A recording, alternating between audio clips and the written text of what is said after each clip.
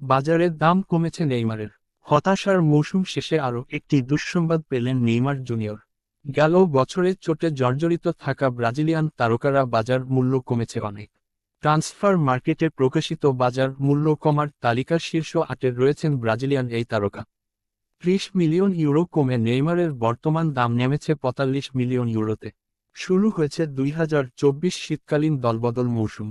এখন সবাই নজর রাখছেন ট্রান্সফার মার্কেটের দিকে। বড় তারকারা কে কোথায় যাচ্ছেন, কার দাম বাড়ল আর কার দাম কমল, সে বিষয়ের প্রতি আগ্রহ সবার। তবে এবারের দাম কমার তালিকায় হতাশ করবে নেইমার ভক্তদের। দলবলের বাজারে দাম কমা শীর্ষ 10 ফুটবলারের তালিকা প্রকাশ করেছে ট্রান্সফার মার্কেট। এ তালিকায় 8 নম্বরে রয়েছে ব্রাজিলিয়ান সুপারস্টার।